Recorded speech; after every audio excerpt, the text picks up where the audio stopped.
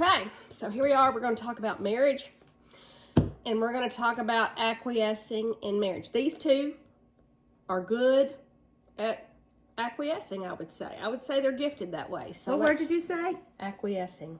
Acquiesce. So, Dad, talk about Tell that. me what that is talk again. about acquiescing. 'Cause I forgot Acquiesce what that means. is if two people get into a disagreement. One of the best things you can do is just give in. Acquiesce.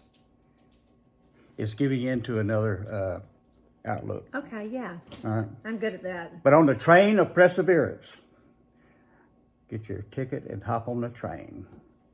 Couples sit facing one another, because then one can see where they're going and the other can see where they're being. And time they've been on the train looking and watching, things get better at the end of the ride. Even when the train has to, little engine that could. Mm-hmm. Let's go look at it. Mm-hmm. It's pretty deep.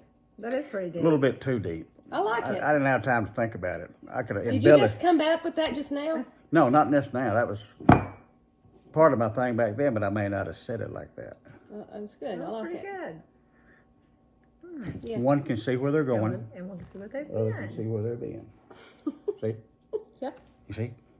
Where would you I like sit? Would you face the front or face looking where you've been, or That's a good question. which? I don't know which way I would face. I would face where we've been. That would just make me mad, though. Really? I wouldn't be able to get past it.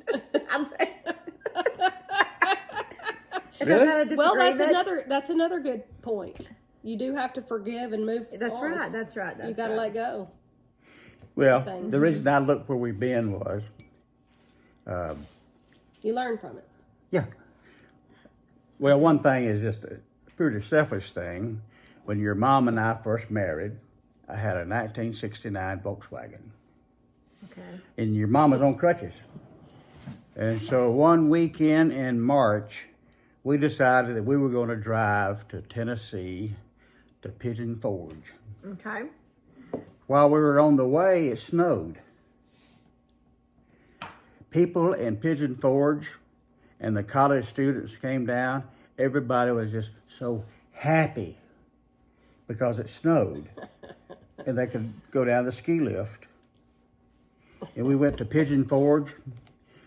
That was probably in 1970. That was before any of the building up of Pigeon Forge now. You wouldn't recognize it. So looking back, if you're having some disagreements, looking back on things, you can think of the things that made you joyful in your marriage. And that was one of the things that made us joyful. So that's why I It's good. look back. I like it. It's good. Cheers. Cheers. What about you, Misty? What are your comments on it? On marriage? On what was the topic again? Sitting in the Acquiescing. front facing Oh, that's right. or watching where you're being. Well, I said, looking back, I might not be too happy. Okay? Because sometimes I dwell on things. Yeah. No one sees it, but I dwell on it a little bit. I think about it too much. And I eventually let go pretty quick, but I do dwell on it a little bit. And I just get fired up sometimes. Yeah. Not a lot. Not anybody, just to myself, So you like to face forward. I think I'd face forward, see where I'm going. That's probably better for you. Setting Yeah. goals. Yeah. Yeah, better for me. Definitely looking forward. Yeah. Good that you know that about yourself. I do. So I you do. can manage yourself with it. Yes. That's good. Self-awareness. What about you, Dee? I want to hear your thoughts on this. Facing front or facing back. I think it's good to sit in both seats and try it Yeah. out. Because you can learn a lot from where you've been. But also it's kind of exciting to know where you're going to go. And to see new things. I think it's a military background that makes me want to look forward. Yeah. New, exciting thing. Yeah. Uh-huh. Y'all got to do a lot of it. We It's very did. We got to do a adventurous. lot of adventurous stuff. Yeah. Uh-huh. A lot of looking forward. A lot of. We want to go back there again. A lot of new things. Yeah. Yeah. Yes. I think radical forgiveness is key. We were at a wedding the other day, and the pastor said his wife says 2 forgivers make for a really good marriage. 2 good forgivers makes for a good marriage. Okay. Yeah. And I think there's probably a lot of truth in that. You know, because Absolutely, you have to. there's always going to be things, you know, and you can harbor that and resent, or you can just be like, yeah, I'm going to let that go. That's The key to letting go. How do you let go? It's hard. I think you have to recognize that yourself lets your own self down, you know, and that humility that the Lord can put on us is so good for us, because when we recognize it in ourselves and we accept that forgiveness that Jesus gives us for our sins, He expects us to give that out to other people, especially our spouses, especially our own family, but all people. It's easier to say than to do.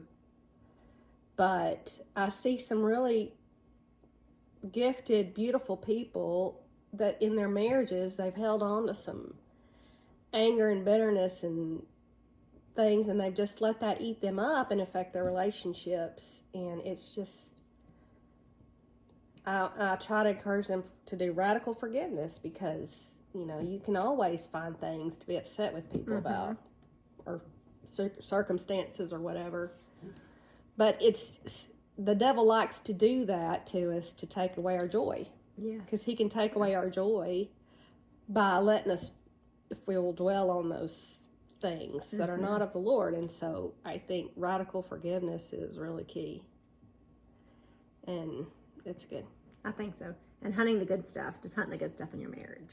Yes. Relationships. Yes. Cheers. Cheers.